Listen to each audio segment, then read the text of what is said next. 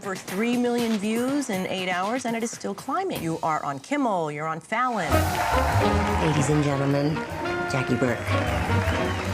Well, for some reason, people don't think of Robert De Niro as a naturally talented comedian, but I think this man is extremely funny. You've seen him in movies from Meet the Parents and Meet the Fockers, to Analyze This, to any number of movies, including the Martin Scorsese 1983 classic, in which he plays a wannabe comedian who kidnaps a talk show host played by Jerry Lewis, the king of comedy. It was pure genius. Now he's in a new movie called The Comedian, and this time De Niro plays a talented comic who's seen better days, to be sure. He's one of those guys who had one big giant hit sitcom that people won't let him forget. But he plays these nightclubs, and he's a miserable kind of guy. Actually gets into a big fight with an audience member, winds up in the clink, and then has to serve community service at a soup kitchen. That's where he meets Leslie Mann. She also is doing community service, trying to get back from the downside of her life. You got 100 for assault? Why is that fair? Why does that make sense? That makes no sense at all. Why should a man get less than a woman for the same thing? That makes 0 sense. What'd you do, get the celebrity discount? They do have a connection somehow, even though De Niro's character, Jackie Burke, is really miserable to be around. He's not one of those people who lights up a room anymore.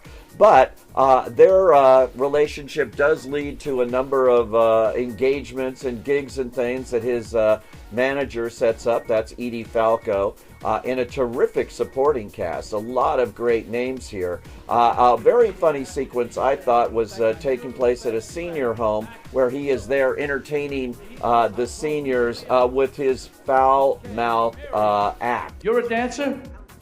Yeah. Come sit on my lap. I'll spin you around like a draper. Unfortunately, this movie is not nearly as good as it should be. It's also kind of off-putting to have this leading character played by De Niro, somebody that we have to sit for 2 hours and kind of try something to like about to get in with the rhythm of this piece. I have to say, I really do like the casting here put together. Harvey Keitel, who of course worked with De Niro in so many great films, including Mean Streets, he's back as the father of Leslie Mann, and they have a particularly interesting dinner one night. I'll tell you what, let me do it. Let me do you. I got you down. I mean, whose vibrator is this? Did you take the batteries out of the smoke alarm again? Best of all for me was Patti LuPone, who is married to Danny DeVito in the film, who plays De Niro's brother. De Niro shows up at this wedding he's not really welcomed at, and she lets him have it. She is terrific in this movie.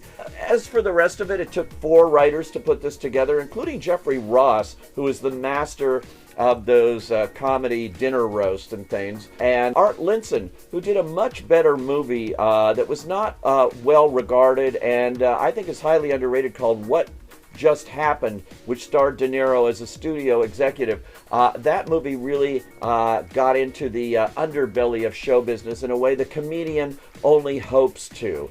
There are moments here. It's a terrific cast. If you want to see these people, I could certainly think of worse things to do with your time, but I have to say, I instead might just rent The King of Comedy and take a look at De Niro in his prime in this kind of arena and see what it's really all about. So for The Comedian, I say, no.